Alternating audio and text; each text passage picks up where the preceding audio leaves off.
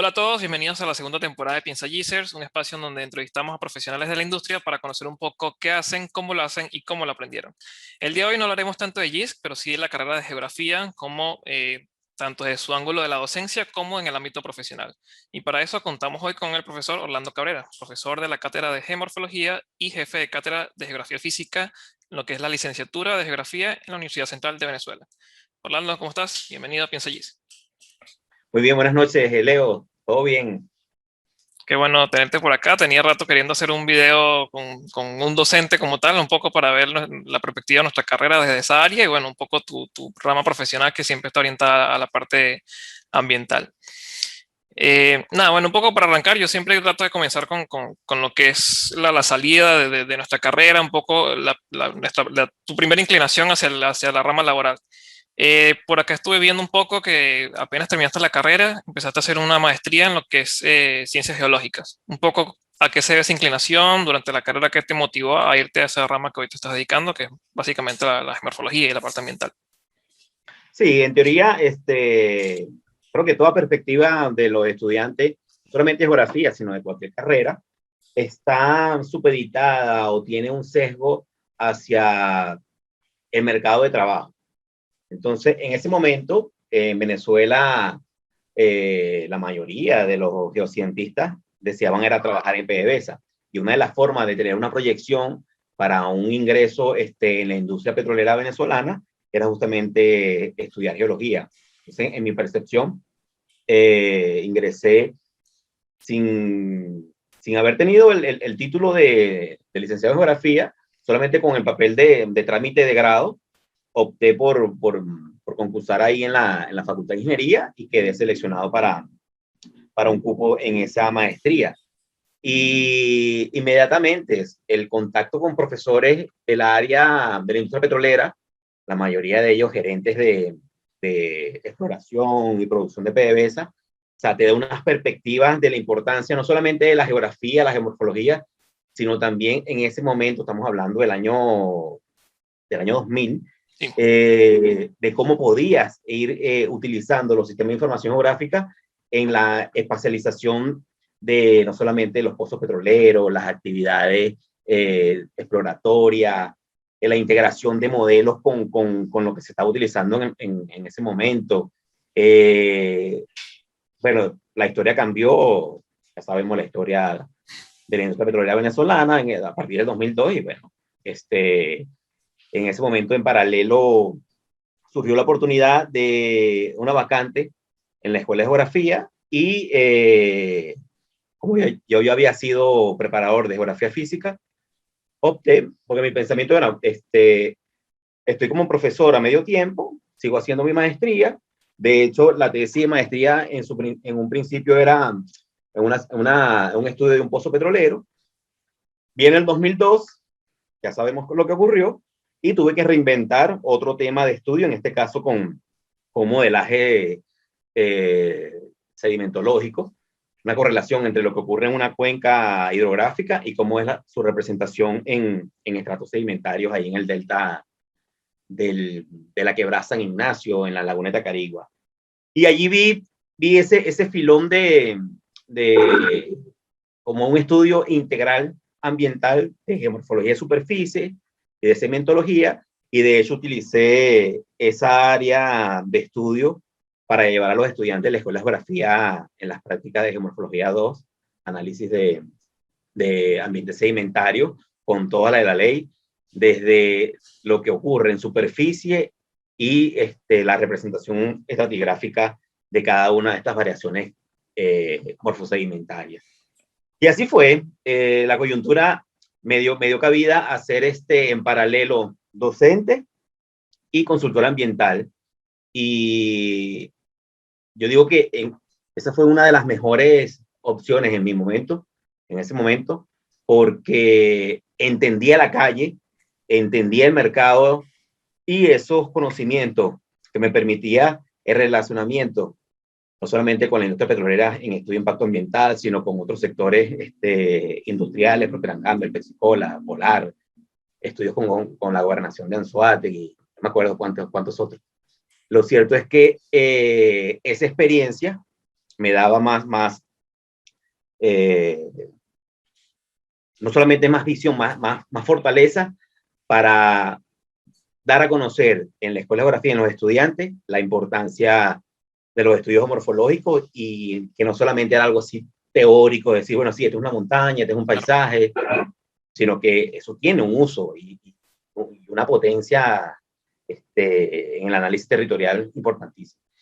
Bien, bien, no, muy interesante acá. Dos puntos a rescatar en lo que comenta el profesor es que cuando él sale de la carrera, una de las cosas muy indispensables es entender el mercado, ¿no? Entender dónde se están necesitando los profesionales, entender cómo aplican esos profesionales y evidentemente dirigir un poco el conocimiento hacia esa zona. En ese caso, bueno, lo que es PDVSA, en esos años quizás en sus mejores en el país, luego cambió un poco las perspectivas, pero esto también le dio pie para entonces enlazar con otra área que sería la docencia. Y como bien comenta el profesor, pues llevar la manera más fácil, más cómoda, llevar a la academia lo que él ya venía viendo en la calle y darle un toque bastante diferente y dinámico a lo que sería la docencia, la cátedra. A ver, un poco ahí comentaste un poco el sistema de información geográfico. Cuéntame cómo fueron tus primeros contactos con esta tecnología, tanto en esos primeros trabajos como a lo largo. ¿Cuántas veces te encontraste con los GIS y cómo ha sido tu relación con ellos? Mi aproximación a los GIS comienza, creo que fue en el año 90 y me pones a hacer memoria. Lo cierto que en ese momento lo que había era AutoCAD 12, Claro. que no era un GIS como tal, pero sí servía para la elaboración digital de cartografía. Pero en ese momento salió Mapinfo 3.0. Creo que estoy hablando del año 96. Bien. 96. Era de fácil adquisición. Ojo, estoy hablando que en ese momento la computadora de hogar más rapidita era un 286. O sea que con dos disquetes instalabas tu Mapinfo y no se te colgaba la máquina y tú podías hacer tu procesamiento Ok. cartográfico, tus pequeños modelos de interpolación de lluvia y todo aquello. Y eso fue una iniciativa del profesor, que en paz descanse, Yepes Daza, en seminario de geografía urbana, que tuvo la iniciativa de montar en el Instituto de Geografía y Desarrollo Regional de la UCB un primer computador que llamamos Urbano. O sea, entre los estudiantes hicimos una vaca, Ok. compramos un computador y en ese computador se instaló Mapinfo y todos aprendimos a cómo utilizar ese software y de allí hicimos un proyecto eso fue en la asignatura de Geografía Urbana. Luego en el seminario hicimos un trabajo de campo de levantamiento de información en Prado de María y hicimos el análisis urbano con ese sistema, un sistemita de información gráfico que se armó en ese momento. De ahí en adelante, ya creo que ya estaba ArcView, sigue, estaba ArcView, estaba, creo que MacroStation, mesas digitalizadoras, y de ahí en adelante, o sea, la velocidad, lo vertiginoso que fue el Claro. desarrollo de programas de procesamiento de datos espaciales fue descomunal. Entonces, ya con esa noción de ese cambio de un estudiante que pensaba en trabajar con tinta, ¿cómo se llama eso? Papel, ya ni me acuerdo, papel Vegetal, albanene, no sé, depende del nombre. albanine, Ujú. tiene un nombre, no me acuerdo, creo que esa. Pintar, hacer las letras con rapidografía y no sé qué. Cuando tú ves eso antiguo y te presentan el computador y hacer todo en computador y ver las relaciones espaciales así prácticamente en tiempo real, dices, no vale, esto es futuro. Y tan cierto como, bueno, lo que estamos viendo ahora, que todo depende, toda aplicación, desde la distribución de comida por los entregadores ahorita en pandemia, los análisis de flujo para localización de productos, todo depende de una cartografía de calidad digital que tú puedas ver los flujos en tiempo real. ¿Y qué ocurre? Yo no soy productor de elementos cartográficos en el sentido estricto. Yo no soy productor de GIS, Yo utilizo GIS para entregables a los clientes. Por ejemplo, se necesita un estudio de sedimentación en el muelle de Amuay. Entonces, con GIS y con los datos de batimetría del muelle y los datos iniciales de construcción, uno hace un modelo de cómo ha sido la tasa de sedimentación en un modelito 3D con la ubicación del muelle. Ya uno tiene una idea de cómo es el comportamiento de la acumulación de sedimentos en esa zona y cuáles son las medidas que se deben tomar para la rehabilitación del muelle o para la construcción de un canal de navegación en un club privado. O sea, uno tiene que buscar la herramienta que mejor facilite el entendimiento del proceso que estás estudiando y que esa herramienta sea de fácil entendimiento para el cliente. Porque muchas veces me he dado cuenta que los generadores GIS o los que trabajan con GIS tienen un lenguaje que es muy bueno, es muy profesional, pero que el cliente no necesita saber. El cliente quiere ver un resultado. Mira, ¿dónde está cuál es el costo de lo que tengo que dragar para el canal de navegación? Entonces, dice, bueno, las partes esenciales del dragado tienen que estar dirigidas en esta zona. Ya, listo. Ahora, que para dar ese resultado necesita todo un geoprocesamiento, desde la captación de información hasta su presentación gráfica, es otra cosa. Y por eso es que ese tiempo de generación de un producto cartográfico con GIS es lo que se traduce en horas de trabajo y costos. Cuando el cliente pregunte, mire, ¿por qué ese mapa? Porque ellos ven que el mapa es como un dibujo. No, no. Para hacer ese dibujo, lo que usted interpreta como un dibujo, eso lleva un trabajo de oficina y de campo.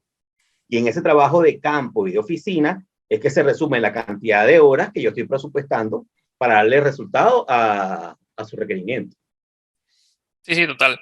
A ver, muy interesante varias cosas que destaca el profe y es, bueno, primero la velocidad con que los GIS aparecieron en su momento, por ahí quizás unos 3, 4, 5 años haciéndolo más o menos igual y en un momento despega, ¿no? Y creo que por allí viene un poco el cómo se aísla un poco la academia de lo que realmente está sucediendo con el GIS en la calle, ¿no? Esa velocidad con la que empieza a crecer y un poco ahí el desfase, el desnivel. Y también esos perfiles que trabaja con GIS, que por allí muchas veces aprende el GIS primero antes que el análisis, antes que realmente los datos de entrada, y por allí termina siendo simplemente un generador de cartografía, que también es bastante cuestionable y siempre se hablaba mucho eso en la escuela. Entonces, tener una correcta preparación en los términos que se va a tratar aquí en el GIS, que pueden ser morfología, podemos hablar de meteorología, de diferentes ramas de la geografía, es importante para que lo que representemos, pues de alguna manera, sepamos, ¿no? Cómo explicarnos, no con lo que hacemos técnicamente en el GIF, porque eso, como bien dice el profesor, no le interesa al cliente, sino el resultado final y, bueno, qué hacer ahora con ese resultado que tenemos. Así que bien, bien interesante toda esa exposición allí. Profe, un poco ese equilibrio durante tantos años entre lo que era el campo laboral y la docencia, cómo se retroalimentaba entre ellos. Un poco claramente la docencia, manifestabas lo que veías en la calle y eso lo reflejabas allí. ¿La docencia también te retroalimentaba a ti de alguna manera personalmente? ¿La experiencia con los alumnos? Yo lo resumiría en esta analogía. La academia tiene un tiempo y el trabajo en la calle tiene otro tiempo. O sea, mientras en la academia se profundizan los conocimientos y esa profundización de los conocimientos, vamos a expresarlo en un ejemplo como sería la elaboración de un marco teórico. En el trabajo profesional en la calle no se tiene tiempo para estar elaborando un marco teórico. Tiene que tener ya respuesta rápida. Porque, como lo había nombrado en mi intervención anterior, las horas de presupuesto tienen un costo. Y ese costo no se lo vas a transmitir al cliente con decirle, bueno, sí, tengo que elaborar un marco teórico para ver cuáles son las últimas técnicas para darle respuesta a el estudio morfológico que precisa para hacer el requerimiento legal ambiental, en este caso, lo que tiene lo que implica los estudios de impacto ambiental que llevan el componente morfológico. Entonces, eso es rápido, porque mientras más tiempo tarde el cliente en obtener su permisología para la construcción, los costos se van elevando. Entonces, una de las cosas que yo veo que retroalimentó más mi trabajo profesional a la academia que la academia como tal en el trabajo profesional. ¿En qué sentido?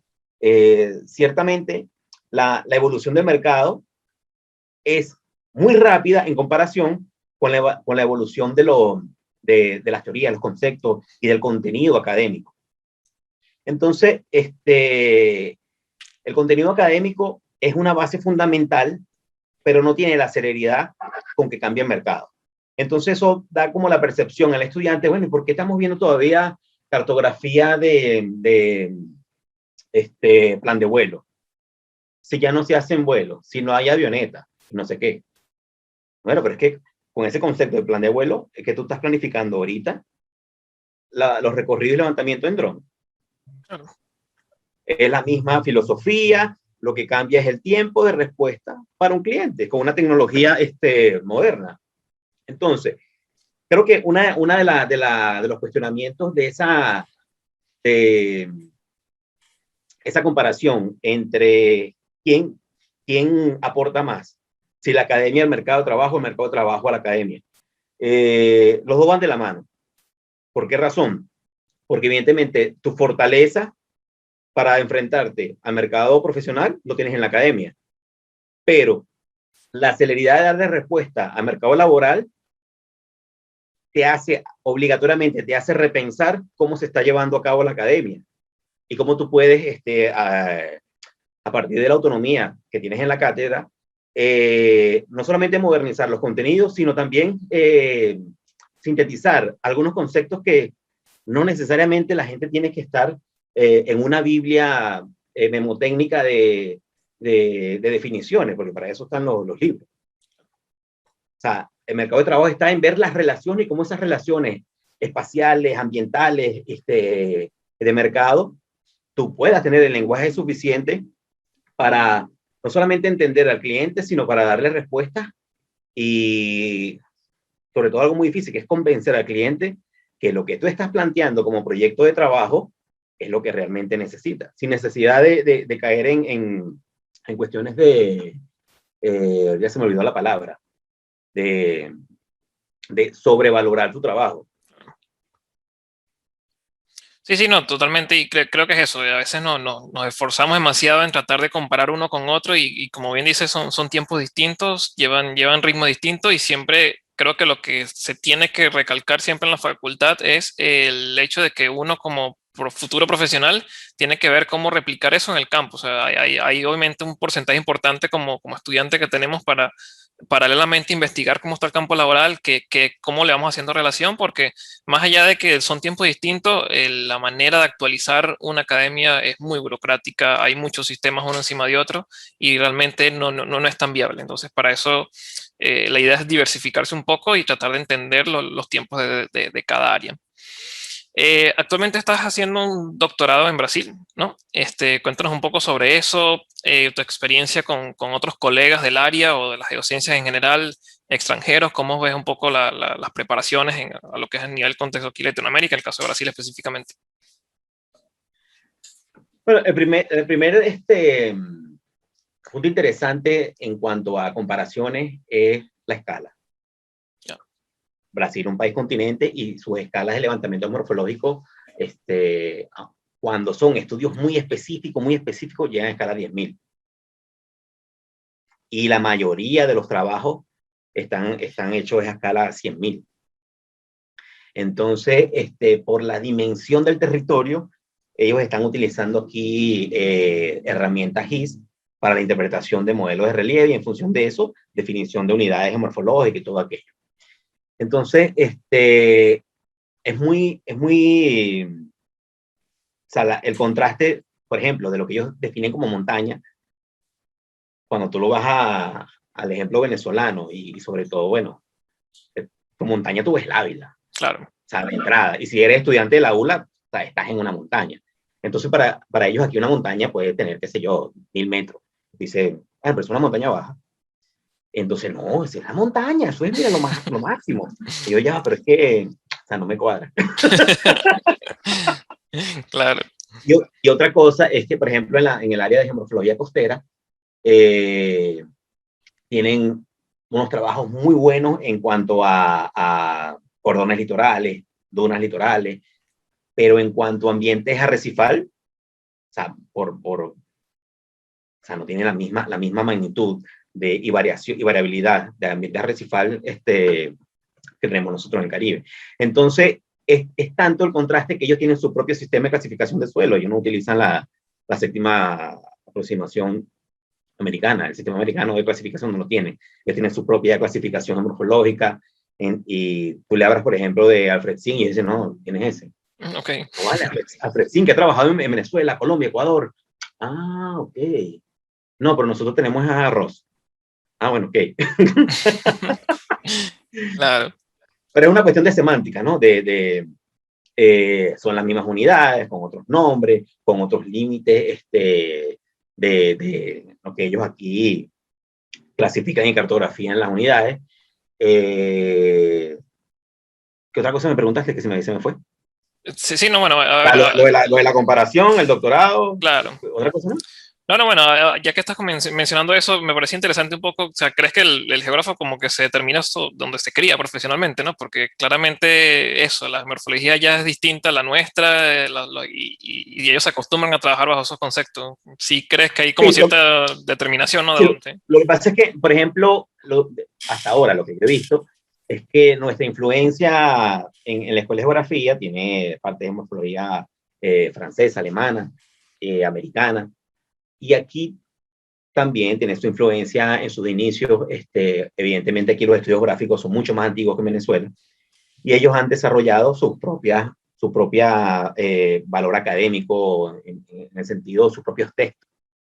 Y yo sí siento que tienen una animalversión hacia lo americano, desde el punto de vista de la inserción de las metodologías americanas de levantamiento de información geoespacial, por una cuestión allí ideológica que se respeta y no simplemente está como observador invitado. Cuando me preguntas sobre el nivel de conocimiento que tiene un estudiante de geografía de la UCB y su comparativa aquí en Brasil, mira, estamos muy bien, muy bien. De hecho, José Guerra, egresado de la Escuela de Geografía, él terminó su maestría aquí en la Universidad de Roraima y quedó seleccionado para el doctorado, creo que lo está haciendo ahorita en Argentina. Maison González también terminó su maestría en geografía aquí en la Universidad de Paraná y quedó seleccionada para el doctorado en geografía en la Universidad de Río de Janeiro. Hay una colega, Gloria Bolívar, que terminó su doctorado en la Universidad de Río Grande do Sur.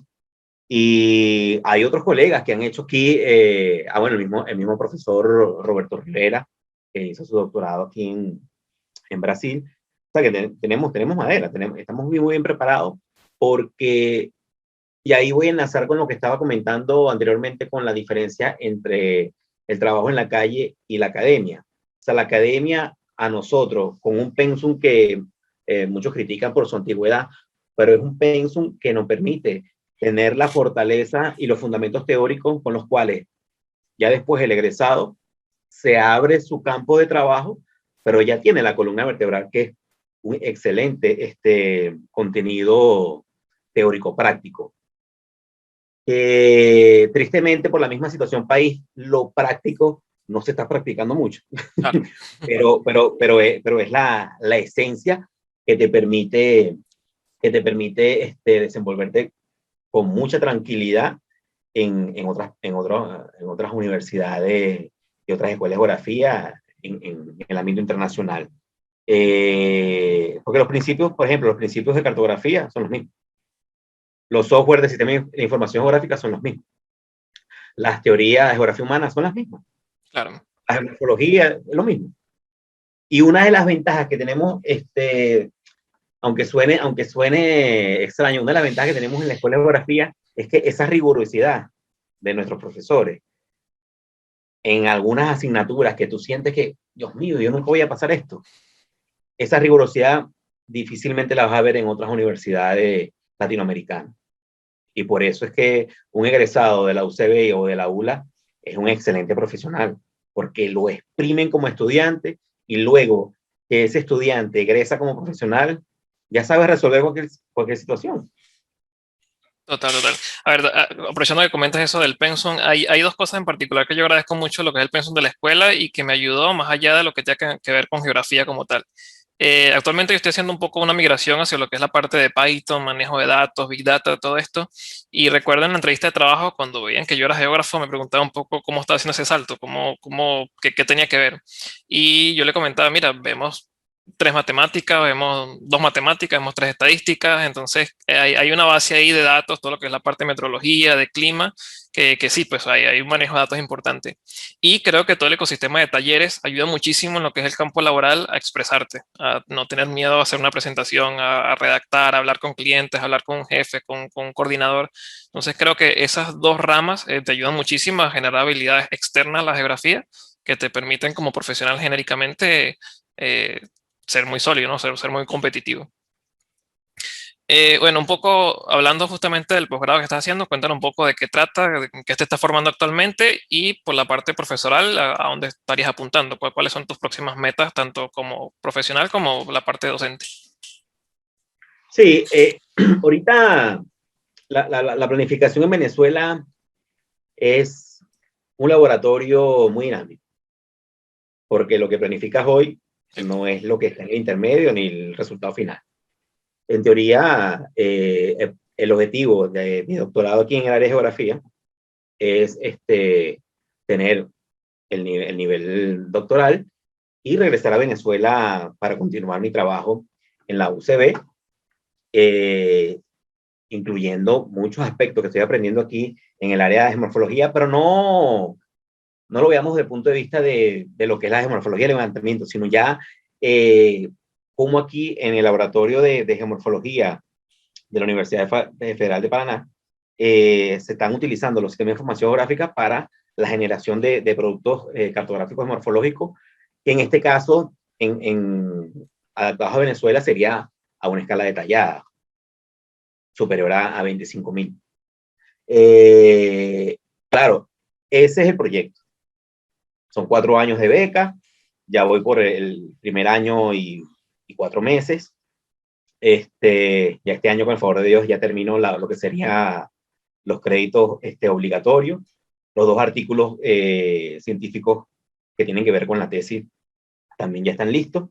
Y yo estoy haciendo como tema de tesis la utilización de atributos morfológicos como predictores en la concentración de metales pesados en los sedimentos de fondo de un río, en el río Aroa específicamente.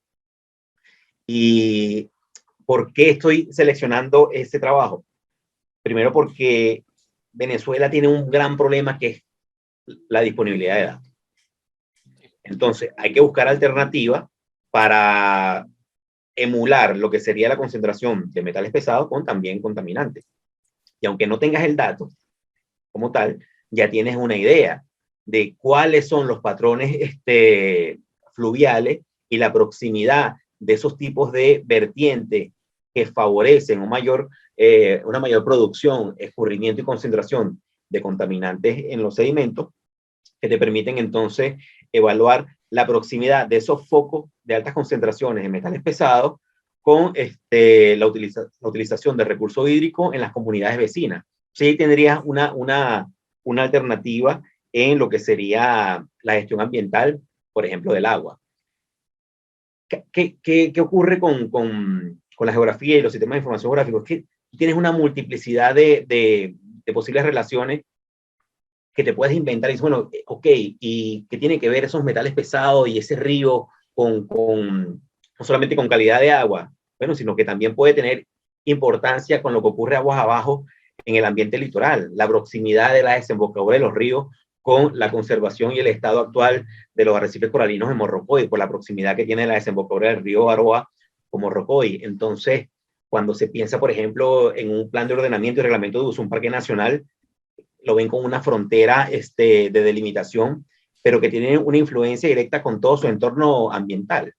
Entonces, uno pudiera irse más allá, aguas arriba. Bueno, si conservamos la cuenca, directamente estamos conservando también la calidad de las aguas marinas y de los ecosistemas que están en el parque. Claro. Y así sucesivamente. O sea, esto no tiene límite. La utilización de el análisis espacial no tiene límite. Claro, el límite es la disponibilidad de datos que tengamos, ¿no? Para seguirle metiendo cosas y combinaciones posibles. Exacto. No, y cada día están surgiendo más herramientas. Por ejemplo, el año pasado terminé un curso de interpretación y aplicación de imágenes satelitales en el monitoreo del estado de conservación de los arrecifes coralinos. Y este año hice el otro curso, los cursos que da gratuitamente ARCEP, por la NASA. Ok. Este año fue el curso de evaluación de riesgo de incendios forestales con utilización de imágenes satelitales y todos los índices que se utilizan para estimar este contenido de combustible, en este caso materia orgánica vegetal, que está propensa a generar incendios forestales. Y, o sea, actualmente hay en boga, hay mucha información, muchas herramientas que si nosotros, no solamente que las dominemos, sino que las conozcamos, Venezuela está hambrienta de todo. Ahorita Venezuela tiene una gran potencialidad, es que todo hace falta. Sí, sí, cualquier cosa, cualquier profesional tiene cabida.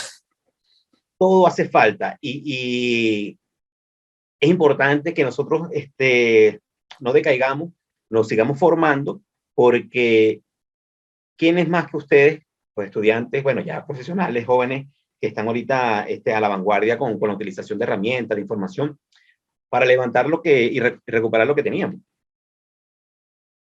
Sí, sí, totalmente. Es un poco siempre la ilusión que se tiene, ¿no? En todo, y creo que es algo que se nos inculca mucho en la carrera de, como profesionales, tratar de retribuir al sitio donde estamos, ¿no? Al sitio donde venimos, que siempre es lo que queremos hacer mejor. De hecho, yo mi tesis la hice en Guarenas, de la ciudad que soy, entonces como que siempre hay como una vinculación directa ahí por tratar de generar, utilizar los conocimientos para crear soluciones, ¿no? Crear mejoras. Allí empezando por tu materia, ¿no?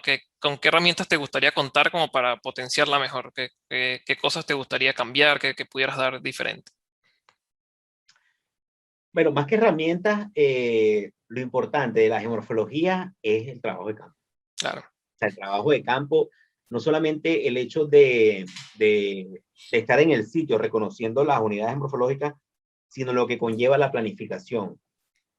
La planificación de un trabajo de campo le permite al estudiante ver esa parte logística, de manejar un presupuesto, de saber elegir un hotel, del transporte, de las condiciones a las cuales se van a encontrar, no solamente en el monte, sino desde el punto de vista también social. O sea, el sitio es seguro, es inseguro, cómo te vas a relacionar con las personas que residen en el área que vas a visitar, cuál es la conducta que debes tener, cómo es el relacionamiento con las autoridades de un parque nacional en el sitio. Entonces, el trabajo de campo no solamente es visto como ese componente académico de reconocimiento de un fenómeno que ya viste en aula, Claro. sino es el relacionamiento del estudiante indirectamente con el campo laboral. O sea, es como el estudiante decir, a mí me gusta esto, me gustó cómo se hace la logística y la solicitud de un permiso para ingresar a un área restringida, cómo es el relacionamiento que debes tener con una comunidad que de repente tiene unas expectativas y quieren saber qué hacen ustedes aquí, para qué es esa información. Entonces, imagínense un estudiante de cuarto semestre que nunca ha ido, por ejemplo, yo he tenido oportunidades, casos de estudiantes que nunca han ido a la playa. Y no solamente tienen ese contacto en la playa, sino que es una playa, es cómo transformar la visión de ese estudiante que observa la playa ya no como un sitio de recreación, sino como un campo de levantamiento de datos. De datos no solamente cómo es la arena, cómo es el oleaje, cómo están instaladas las infraestructuras litorales, cómo es la disposición de las aguas negras en el sector, cómo es el agua potable, cómo es la relación de las diferentes variaciones temporales de la playa con la pesca. O sea, en el caso de morfología, lo importante es el trabajo de campo. Y eso lo amarro con lo que está ocurriendo en el año pasado y este año en la Escuela de Geografía de aquí de Brasil, donde todas las actividades han sido remotas. Es muy triste. Claro. Es muy triste concentrar el análisis geomorfológico y el análisis geográfico solamente a través de las herramientas de percepción remota, de interpretar que un píxel tiene una respuesta que corresponde a un tipo de vegetación, que corresponde por asociación a una unidad morfológica y por lo tanto que corresponde a un tipo de suelo. Entonces, es un imaginativo que si el estudiante no tiene el contacto con la realidad, decir, mira, no es lo mismo hacer un recorrido en campo y que el estudiante vea las variaciones en la cobertura vegetal y vean lo que es un mangle, lo que es un bosque semidecido, lo que es un bosque siempre verde, y que después ese estudiante lo ve en la imagen satelital y dice, ah, no vale, ya yo sé. La próxima vez que yo veo una imagen, ya yo sé que este es el mangle, que este es el bosque, que este es el pasto. Claro. Ahora, si el estudiante siempre ve la imagen satelital y le enseñan que esa tonalidad de rojo en función de tu combinación de bandas, esa tonalidad de rojo se corresponde al mangle, y esta tonalidad de rojo un poco más atenuado al bosque ribereño por asociación con el río, bla, bla. Ok, pero cuando entonces lo llevas al campo, ¿sabes qué es esto? Y en principio es eso. O sea, para mis prácticas de docencia en morfología, reforzar el trabajo de campo. Y sí veo muy interesante la utilización de los SIC en levantamientos morfológicos, pero como una aproximación. Porque Claro. recuerda que aquí hay una diferencia de escala donde aquí el estudiante se imagina a una escala 1/100.000 un conjunto de unidades morfológicas que simplemente por un modelo de sombra, un modelo de relieve, ya ellos ven cómo es. En Venezuela tenemos una variabilidad de unidades de paisaje que tienes que vivirla, tienes que estar allí. Claro, O sea, claro. es como que le diga a un estudiante en una imagen satelital, esta es la Gran Sabana. Ah, ok. Pero si lo llevas. Claro, claro, no, cambia muchísimo. Sí, sí, no, y es una de las grandes carencias. O sea, yo siempre comento con mi generación, yo en toda la carrera tuve 5, 4 trabajos de campo cuando mucho, y ya estamos hablando de 2000, yo cursé entre el 2010 y 2016.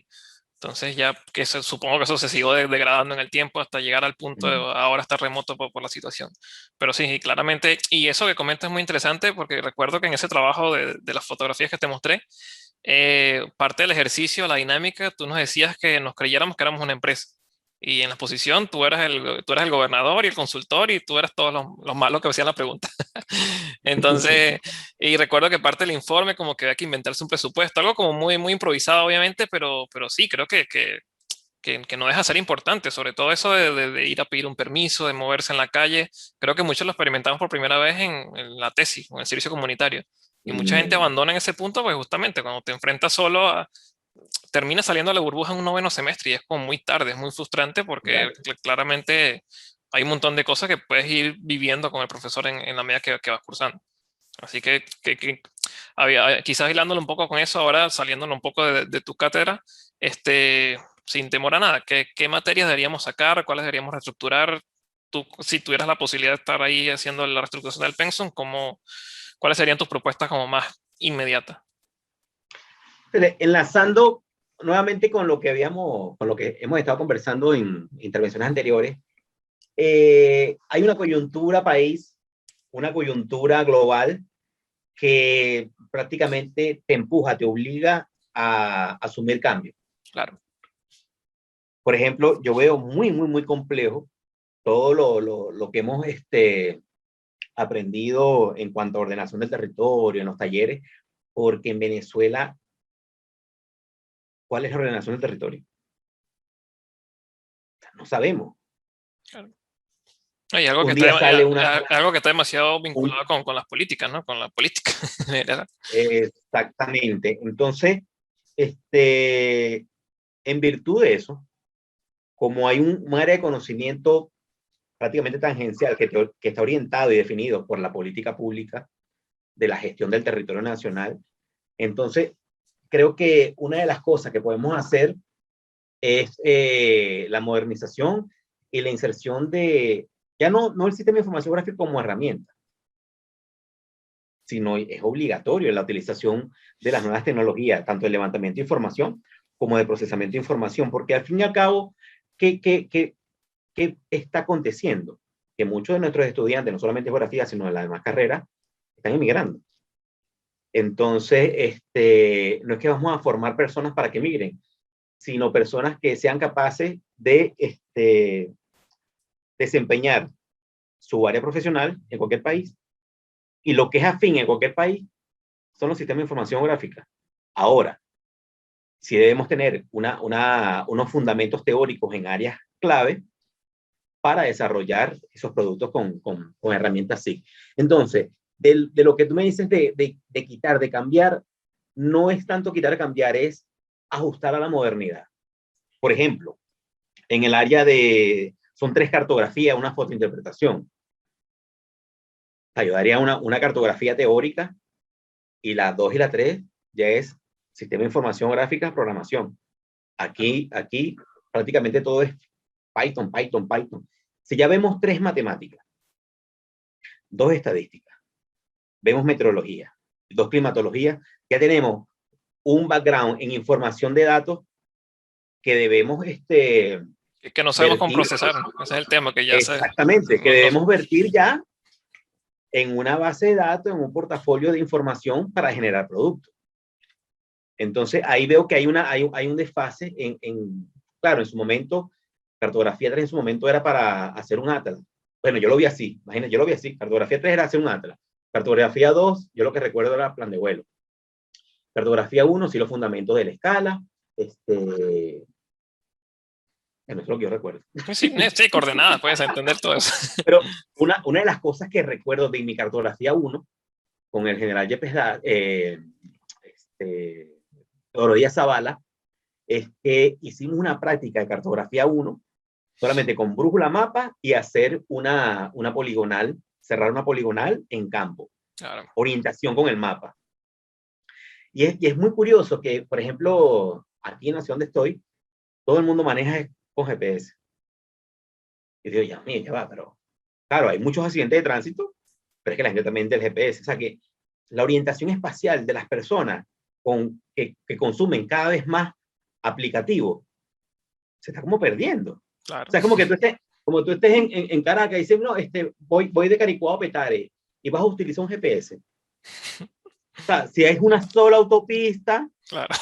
es un solo cerro el Ávila. Va a tener, sí. Total. Bueno, eso como anécdota.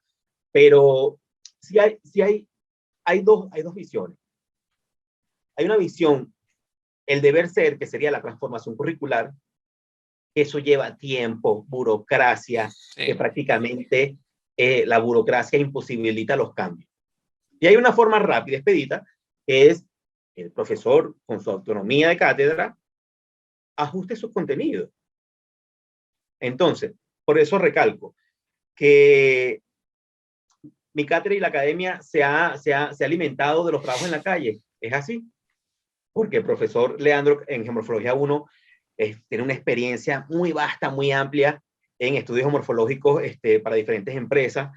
El profesor Jairo también hace lo propio.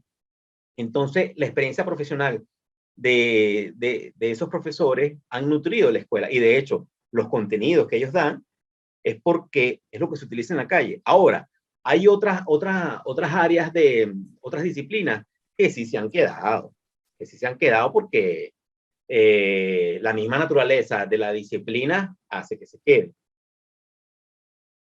Volvemos al tema de cuál sería la aplicabilidad del ordenamiento territorial en la coyuntura país que tenemos. Yo no la veo.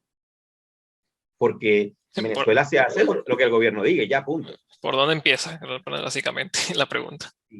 No, que hay que ordenar ¿cómo se llama? El arco minero. Y hay un parque nacional, hay una cosa, hay una importancia estratégica del agua, pero entonces a eso se le superpuso el arco minero y están haciendo lo que da la gana y tú dices, bueno, ya va.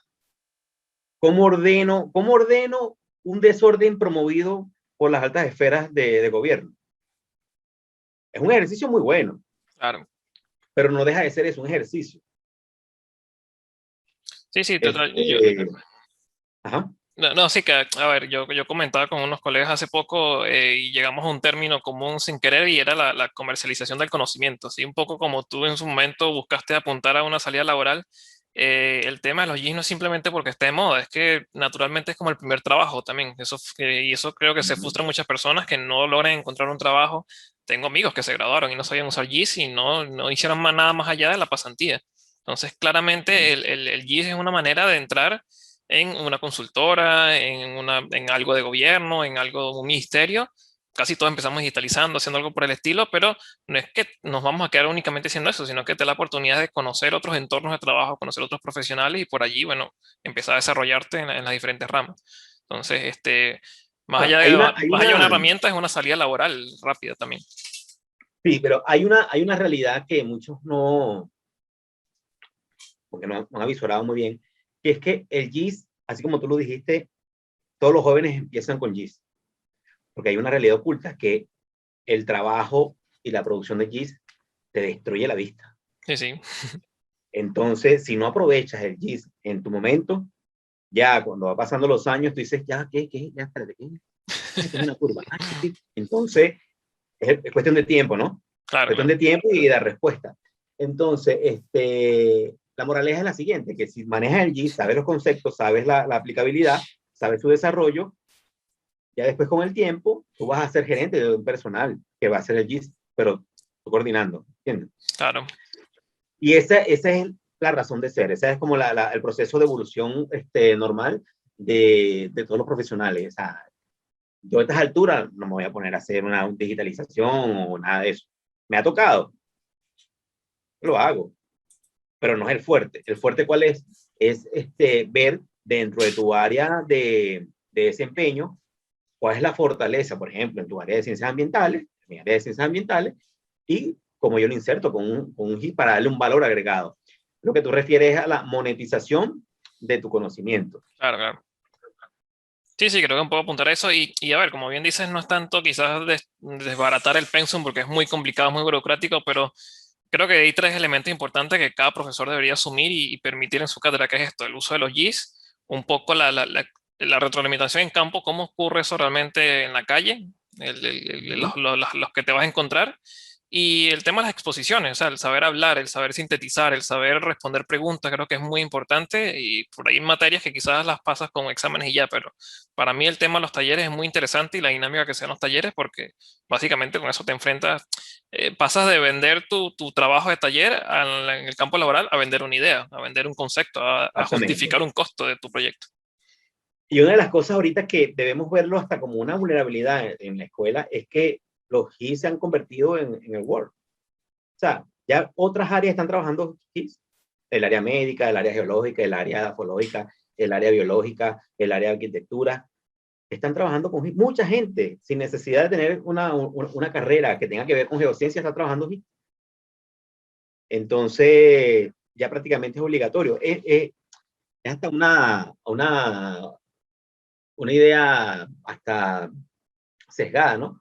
Porque así como un estudiante tiene su primer computador con el paquete Office, ya de una tiene que tener mínimo QGIS e Sí, ir desarrollando, investigando, porque una de las grandes ventajas en este momento, aunque la escuela no tenga aunque hay una electiva, que es sistema de información geográfica, y otra electiva, que es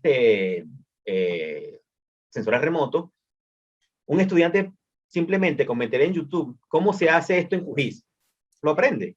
Cómo hacer esto en ArcGIS, lo aprende. ¿Sí? Ahora, que tú tengas la orientación de un profesor, no para el manejo de un software, sino para el planteamiento de un proyecto GIS, es otra cosa. Es, por ejemplo, tú sabes manejar Word. Si yo fuese el profesor, qué sé yo, de literatura, bueno, vamos a montar una obra literaria. claro. Tú solito lo vas a escribir en tu Word, pero la concepción de cómo es lo que debe dar el profesor. No, en que inclusive, y esto es una realidad, inclusive dentro del mundo, dentro del mismo mundo GIS, hay ciertos roles que se van devaluando, se van quedando atrasados. O sea, ya el GIS, hoy en día trabajar en GIS no es digitalizar. Eso, por lo menos, quizás en Venezuela todavía pase por el tema de la falta de datos, pero por ejemplo, en mi experiencia personal acá en Argentina, los trabajos en GIS ya te implican algo de programación, ya te implican algo de desarrollo de visores web. Ya no es el mapa en PDF, ya no es el mapa impreso, ya son visores automáticos que puedes ver inclusive en el teléfono, en la pantalla. O sea, ya está en otro nivel. porque ya los datos existen, ya hay muchos lugares, no es tanto el problema del dato, sino ahora cómo procesar este dato y cómo hacerlo accesible a diferentes usuarios. Ya la gente no necesita tener instalado un ArcGIS para ver un mapa, sino que lo puede abrir en un link en un portal web. Entonces, inclusive dentro del mundo GIS, ya las necesidades y los requerimientos han ido escalando bastante. Esa es una realidad también. Exactamente. Imagínate que ya tienes hasta las plantillas elaboradas. Claro. Tienes las plantillas elaboradas, ya hiciste el levantamiento, bien sea con modelos digitales de terreno, lo que sea, ya tienes tus curvas de nivel, ya tienes la geografía, ya tienes la geología, ya tienes el insumo de información, lo tienes listo, tienes hasta la plantilla. ¿Ahora qué vas a hacer? Ah, es que yo no sé las relaciones espaciales entre la cobertura vegetal y la geología y la morfología y la pendiente. Ah, bueno. De pronto, eso ya va a estar también listo en algún comando que tú le digas, eso yo creo que ya está en ArcGIS Pro, que tú le digas, súmame A más B más C y te da una respuesta que tú lo vas a llamar ahora, bueno, índice de estabilidad del paisaje y ya, y lo va a hacer. Entonces, el reto ahorita no es adelantar, no es tratar de alcanzar la velocidad con que surgen las plataformas GIS, con que surgen los productos de consumo en cualquier aplicativo, y ver cómo nosotros afrontamos esa nueva realidad en el abordaje de los estudios geográficos. Aquí hay un fuerte, aquí hay una separación entre geografía física y geografía humana. Y el fuerte ahorita está en geografía humana porque, como el problema es el dato, entonces allí hay un filón. En la geografía física, ya el dato prácticamente, ya las estaciones meteorológicas están transmitiendo en tiempo real el dato, Claro. ya se tiene el mapa lógico y tal, pero que es una cuestión de interpretación. Pero en la geografía humana, el dato es tan dinámico y tan difícil de obtener porque tienes que ir a hablar con la persona, tienes que hacer hacer la entrevista y tienes que entender las realidades y estás inventando cada vez nuevas relaciones. Ahora estás estudiando la diversidad étnica, la discriminación racial, la discriminación por LGBT y no sé qué. Entonces están haciendo un abanico de nuevas informaciones, de nuevos abordajes en la geografía humana que tú dices, no me gusta trabajar con gente, porque soy de la física, me quedo en lo mío. Exacto. Pero ese es el boom. Por ejemplo, ahorita con el tema migratorio y los desplazamientos humanos y las dificultades del acceso al agua, a los servicios, por allí es que hay un filón importantísimo de aplicabilidad de GIS porque no hay el dato y el dato es bien difícil de conseguir. Listo, no, bastante interesante todo esto que hemos venido hablando y bueno, un poco ya para cerrar.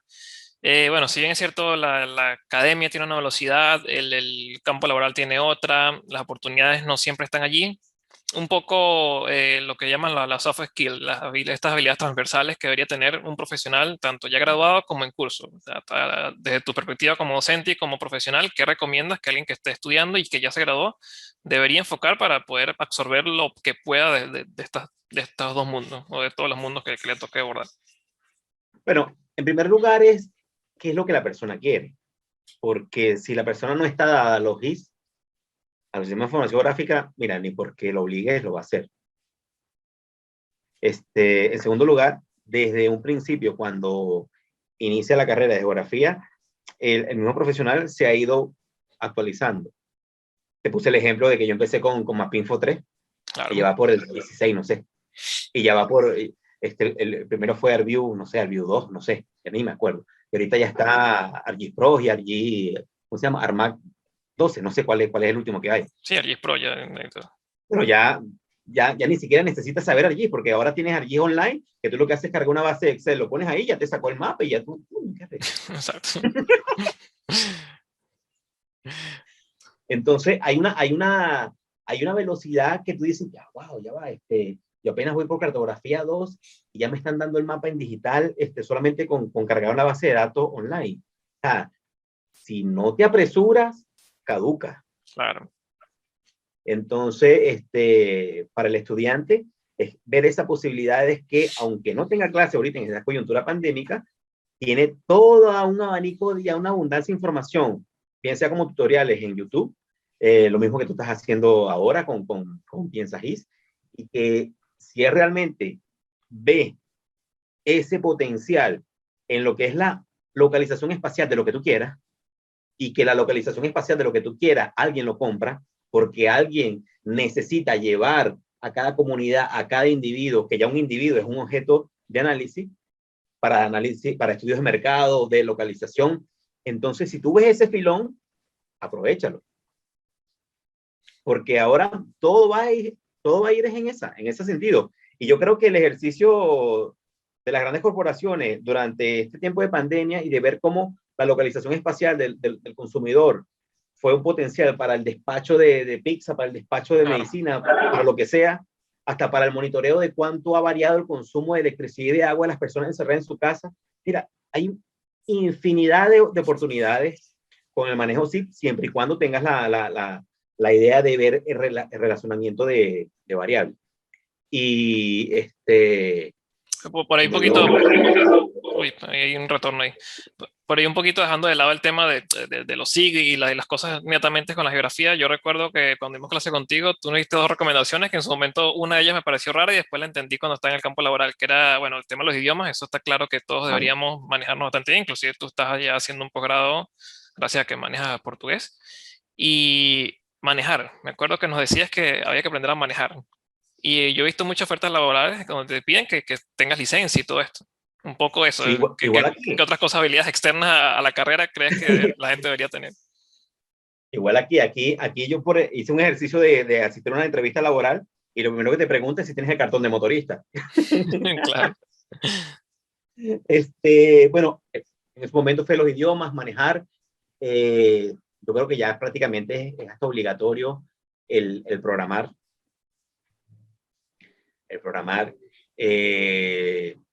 Y claro, mi otra orientación era si vas a hacer geógrafo de campo, tu curso de buceo, Claro. rappel, si vas a hacer exploración y levantamiento en campo. Yo me fui por el área de morfología costera, por eso hice el curso de buceo y después hice los cursos de navegación, los cursos OMI, la Organización Marítima Internacional para manejo de lancha y todo eso. Pero depende del área que te quieras desempeñar. Por ejemplo, si el profesional quiere dedicarse a la parte de sistema de información gráfica, tiene que programar, tiene que, no sé, los certificados que otorgan de cosas de computación, claro, deben haber mucho. Y ahorita, por ejemplo, estudiando otra vez el tema del mercado, mucha gente vio que el mercado es el trabajo en oficina, en casa, ¿sí? Entonces mucha gente se está preparando, formando y especializando en herramientas software, en herramientas online. ¿Y qué pasa? Cuando termine la pandemia y todo vuelva a cierta normalidad, ¿dónde van a estar los geógrafos de campo? Claro.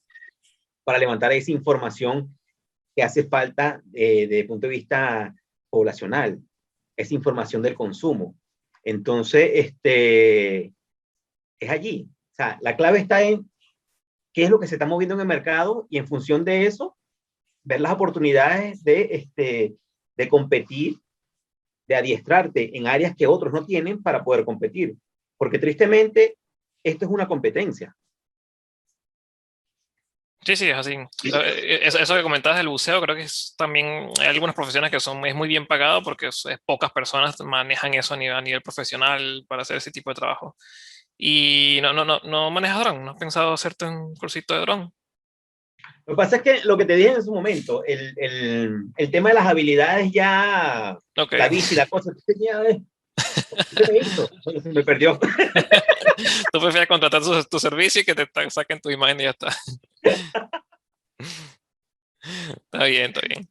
No es lo mismo un muchacho que se crió con Atari Claro. a ustedes que ya están ahí. Está bien, no lo vi venir por ahí. No, vale, buenísimo. No, bueno, Orlando, que muchas gracias por todo esto que me comentaste. Creo que es muy interesante. Siempre hace falta una perspectiva de alguien bueno, docente y que ha estado muy metido en la parte de campo, algo que lamentablemente carecemos, es una pata coja de mi generación y de las que siguen seguramente. Y nada, un poco por ahí entender cómo si uno se quiere orientar hacia allá de nuevo, qué cosas hacer y qué cosas atacar. Así que bueno, gracias por estar por acá. No, gracias por la invitación, Leo, y estamos a plena disposición para otras oportunidades. Y bueno, ahorita en Argentina no están haciendo el censo, no necesitan, qué sé yo, hacer levantamiento de de cómo el desplazamiento de los glaciares, derretimiento, cambio climático, la frontera agrícola. O sea, siempre va a haber trabajo de campo que hacer. Claro. Sí, seguro que sí. Y una de las cosas, como para cerrar, que si trabajas campo y la gente, el cliente no te quiere comprar campo, tú le dices, es campo con sí. ¿Qué es eso? Que tú vas a tener en tiempo real un monitoreo de tus unidades morfológicas, qué sé yo, del desplazamiento de materiales que van a comprometer, esa ladera va a comprometer la fábrica, qué sé yo. O por el contrario, si el cliente no te quiere comprar el SIG, tú le dices, no, pero es que este SIG va a estar siempre retroalimentado por un diseño de una planilla de trabajo de campo que también te la hago. O sea, es buscar, o sea, es no quedarse en una sola cosa. Porque yo puedo ser muy de trabajo de geografía física, pero siempre tengo bajo la manga que es, no, pero el componente social, lo que es el análisis espacial de los niveles de pobreza, el hacinamiento crítico en las viviendas, la condición de la vivienda. O sea, hay que buscar las maneras. Y siempre, y las tenemos. O sea, porque aunque tuviste un abanico de asignatura, tú manejas el entorno general. O sea, que de repente tú te definas como geógrafo informático, geógrafo SIC, eres geógrafo, ¿cierto? Claro. Es como que tú digas, yo soy un pabellón, pero mi especialidad es la caraota. No, mi hermano, tú eres un pabellón. Tú sabes de arroz, de carne mechada, de la tajada, tú de todo. Y eso no hay que perderlo de vista. No, total, siempre tienes esa ventaja allí y claramente, bueno, aprovechar el fuerte para sacar a levantar esas otras habilidades que tengamos para, bueno, ofrecer un producto completo y eso, ser muy curioso e inteligente en la manera como darle valor a una idea. Así que bueno, ya cerramos por hoy. Muchas gracias, Orlando, y nos vemos en la próxima. Y despídete. Chao. Listo, gracias.